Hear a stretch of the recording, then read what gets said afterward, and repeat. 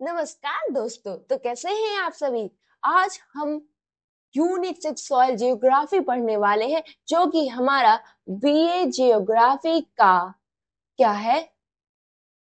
है last unit है।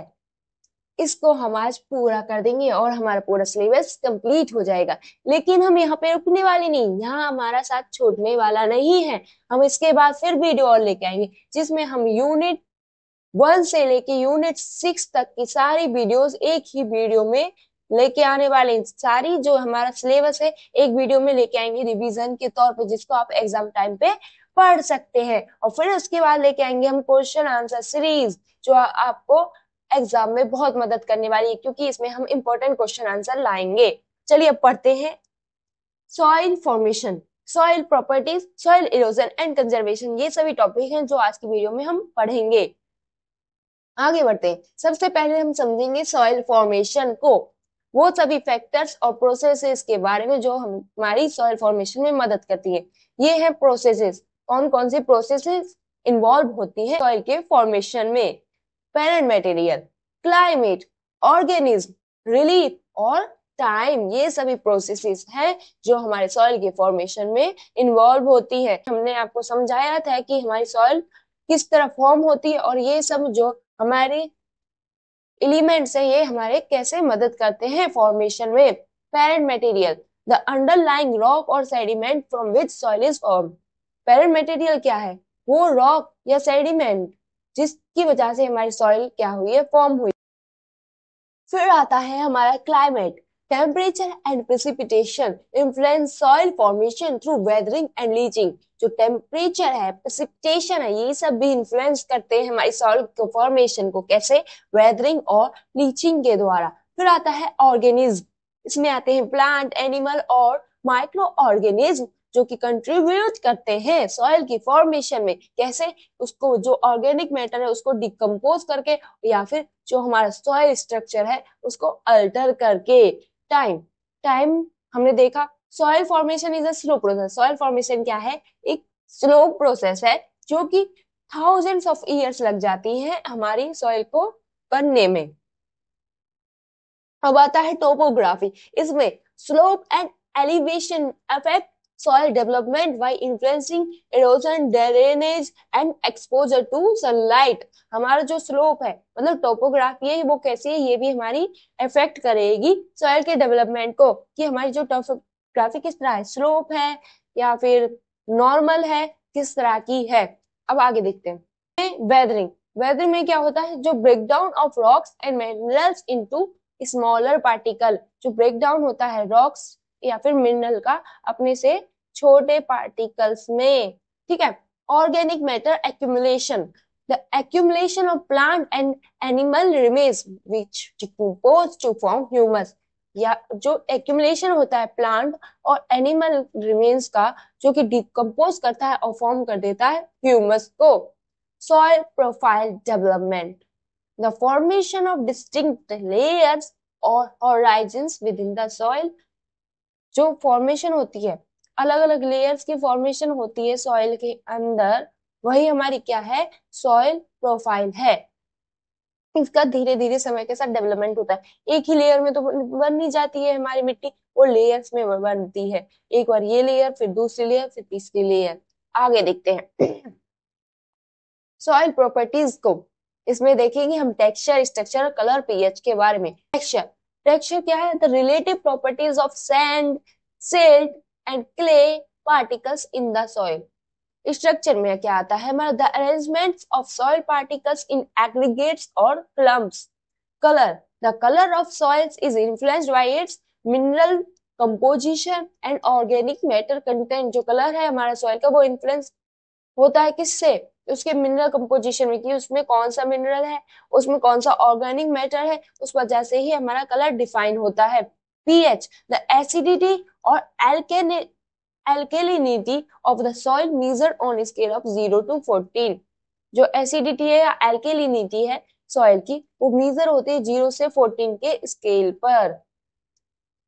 ये सब देखिए स्ट्रक्चर वगैरह दे रखे हैं कि कौन सा स्ट्रक्चर है।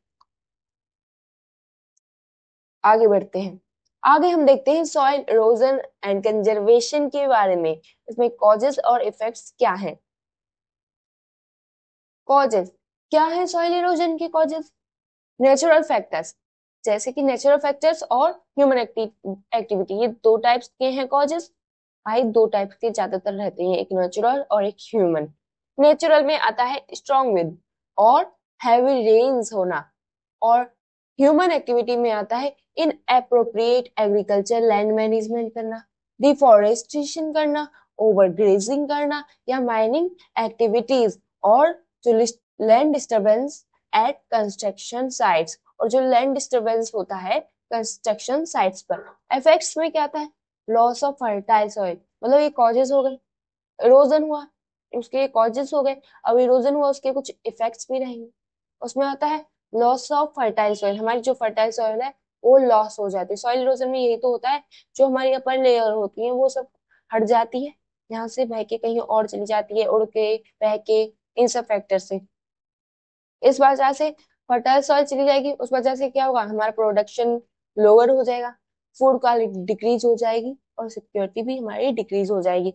Environment and water resources, loss of biodiversity. अब इन्वायरमेंट और वाटर रिसोर्स को क्या होगा, हमारी बायोडाइवर्सिटी को लॉस होगा। वाटर क्वालिटी और एक्वाटिक लाइफ क्या होगी, रिड्यूस हो जाएगी। अदर इफेक्ट्स में आते हैं हमारे amplified risk of landslides and floods, landslide और फ्लड्स आराम से आ सकते हैं। इंफ्रास्ट्रक्चर डैमेज हो सकता है, ये इस तरह इंफ्रास्ट्रक्चर डैमेज हो सकता है, और लोगों को डिस्प्लेसमेंट करनी पड़ेगी, वो अलग, यहाँ से दूसरी जगह जाना पड़ेगा। आगे बढ़ते हैं। आगे है प्रिवेंशन मेजर्स। अब हम इसको कैसे रोकें, इसके कंजर्वेशन मेथड्स क्या है। रिड्यूसिंग टिलेज, बिल्डिंग टेरेसेस, इस तरह टेरेसेस हम बना सकते हैं। Avoiding overgrazing and soil compaction, थोड़ा कम ग्रेज करवाएं, ज्यादा ग्रेजिंग ना कर पाए करवाएं, एक ही लैंड पे बार बार ग्रेजिंग ना करवाएं। प्रैक्टिसिंग क्रॉप रोटेशन, और क्रॉप रोटेशन प्रैक्टिस करें, एक बार ये वाली क्रॉप लगाएं तो दूसरी बार ये वाली क्रॉप लगाएं। एडिंग ऑर्गेनिक मैटर, अब जो ये हमने खा लिया, पी लिया, फेंक दिया, तो ये इसको सॉइल में भेजे, ऑर्गेन मैटर जिससे मिल पाए हमारी सॉइल को, और अपनी क्रॉप्स को कवर क्रॉप्स करें। फिर आइए देखिए कंजर्वेशन विलेज में आता है minimising soil disturbance through technique such as no till farming और कवर क्रॉपिंग। क्या कर सकते हैं हम, मिनिमाइज कर सकते हैं सॉइल डिस्टरबेंस को, कैसे, नो टिल फार्मिंग से और ओवर क्रॉपिंग, मतलब कवर क्रॉपिंग करके। काउंटर फार्मिंग, इसमें आता है ploughing, planting and along the contours of slopes to reduce water erosion. Contour farming, conservation terrace, फिर आता है टेरेसिंग, फिर आता है हमारा टेरेसिंग।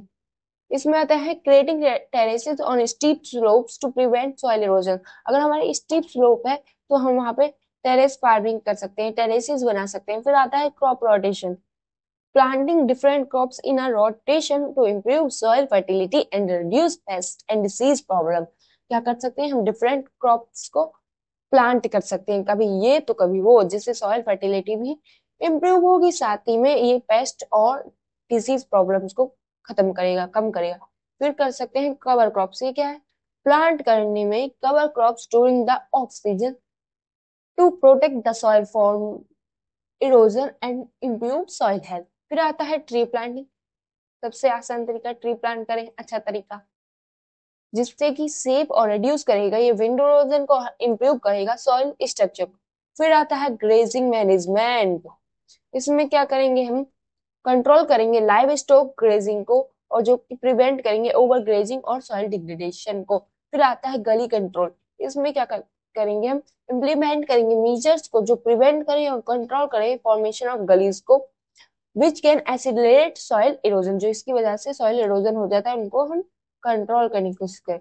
फिर by implementing these prevention measures we can help to conserve our soil resources and ensure the long term sustainability of agriculture and ecosystem।